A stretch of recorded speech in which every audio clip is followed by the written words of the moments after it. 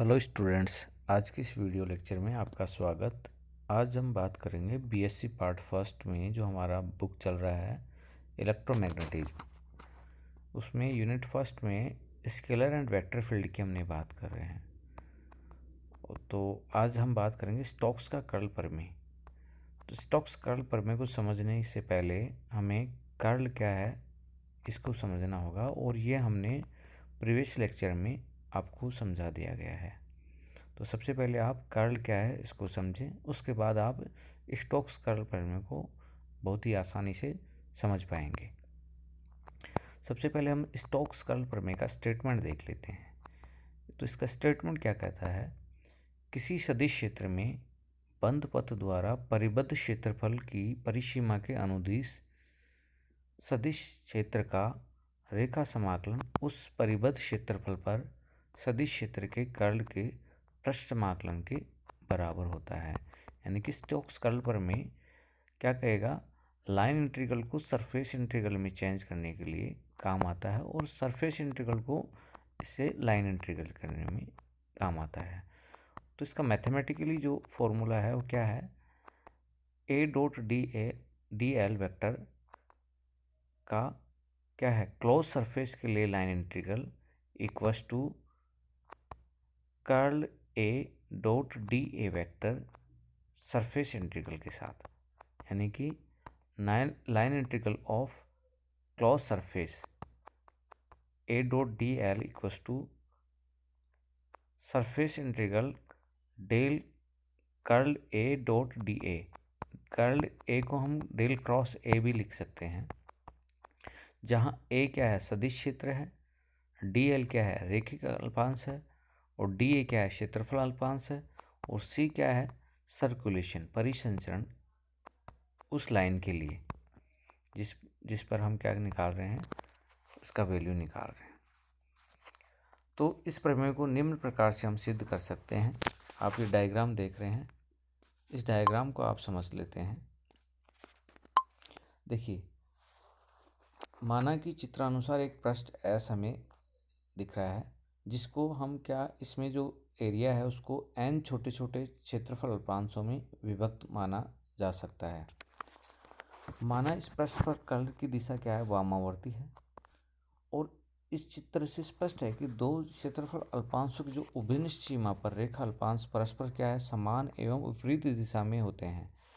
इसका क्या मीनिंग है, इसका मतलब है कि इसमें जो छोटे छोटे अल्पांश है, जैसे ए बी सी और डी के अल्पांश की बात करें, तो इसका मतलब यह है कि ये जो क्षेत्रफल अल्पांश की जो हम कोई एक लाइन की बात करें, इस लाइन पे अगर हम सर्कुलेशन देखें तो आप देखेंगे कि यहाँ पर एक ये ऊपर जा रहा है तो एक नीचे आ रहा है। यानी कि उभयनिष्ठ सीमा पर क्या है, रेखा अल्पांश परस्पर क्या है, समान, और विपरीत विपरीत दिशा में होने पर क्या होंगे, कैंसिल हो जाएंगे। तो आप इस पूरे में देख रहे हैं कि जो क्षेत्रफल अल्पांश छोटे छोटे हैं, इनमें एक ऊपर जा रहा है एक नीचे जा रहा है, एक ऊपर जा रहा है एक नीचे, तो ये कंप्लीट क्या होगा, कैंसिल हो जाएगा आपस में एक दूसरे से। और हमें सिर्फ जो सर्कुलेशन होगा वो क्या होगा, ये जो लाइन है बाहर की लाइन, इस पर ही देखेंगे। तो देखते हैं इसको आगे। देखिए, यानी कि अगर हम देखें बी से सी, यानी बी से सी, तो ए डॉट डी एल तो वापस नीचे की तरफ आ रहा है, सी से बी की तरफ जाएंगे तो माइनस का ए डॉट डी एल, और दोनों क्या हो जाएंगे, जीरो हो जाएंगे। स्पष्ट है कि क्षेत्रफल की बाह्य परिसीमा के अतिरिक्त सभी क्षेत्रफल अल्पांशों की उभयनिष्ठ सीमा पर रेखा समाकलन शून्य होता है, यही हमने अभी कहा। यानी कि क्षेत्रफल जो है हमारा, ये उसकी बाह्य सीमा, ये बाहर की सीमा है जो सी सर्कुलेशन को दिखा रहा है बाहर का पूरा, इसी पर क्या होगा, बाह्य सीमा के अतिरिक्त सभी क्षेत्रफल अल्पांशों की उभयनिष्ठ सीमा पर रेखा समाकलन शून्य हो जाएगा, एक दूसरे को क्या करेंगे, वो कैंसिल कर देंगे। तो हमें सिर्फ बाह्य सीमा, जो क्षेत्रफल के प्रकार बाहरी सीमा, अतः पृष्ठ S की परिसीमा के अनुदिश रेखा समाकलन सभी अल्पांशों की परिसीमा की रेखा समाकलन के समान होगा। तो बंद पृष्ठ A dot D L equals to summation और आई इक्वस टू 1 से लेकर N close integral A dot D L I. यहाँ डी एल आई क्या है, किसी एक के लिए तो सबको हम ऐड कर देंगे, क्षेत्रफल अल्पांश जो है ना, तो सबके लिए ऐड कर देंगे तो उसको कंप्लीट के लिए बराबर आ जाएगा। और हम जानते हैं कर्ल इक्वल्स टू क्या होता है, कर्ल ए इक्वल्स टू क्या होगा, ये आपको इधर फॉर्मूला दिया हुआ है जो हमने पहले वाले लेक्चर्स में देखा, ये वाला। तो curl A vector N cap equals to limit D A tends to zero बंद पृष्ठ ए डॉट डी एल का इंटीग्रेशन अपॉन डी ए, ये हमने पढ़ा है। ठीक है, तो जो ऊपर वाला ये इक्वेशन है, इस इक्वेशन में हमने क्या किया, डी ए आई से क्या कर दिया, ऊपर नीचे गुणा कर दिया। ठीक है, और इसको कंपेयर कर लिया इस इक्वेशन से, इस इक्वेशन से कर्ल की वाली से। तो यहाँ पर हम लिख सकते हैं बंद पृष्ठ A dot D L I upon D A I को हम क्या लिख सकते हैं, कर्ल ए लिख सकते हैं। तो curl A N cap dot D A I बंद पृष्ठ A dot D L equals to summation और आई इक्वस टू 1 से N curl A dot D A vector. तो N cap dot D A I को A vector लिख सकते हैं, और अल्पांश क्षेत्रफल, जो हमारा जो क्षेत्रफल अल्पांश है वो क्या है, बहुत कम है, मतलब छोटा है, मतलब क्षेत्रफल अल्पांश डी ए आई का मान शून्य के निकट है, limit D A I tends to zero के निकट होने के कारण जो हमारा योग है, जो योग है, योग का जो चिन्ह है उसको हम समाकलन के चिन्ह के द्वारा प्रतिस्थापित कर सकते हैं इस इक्वेशन में।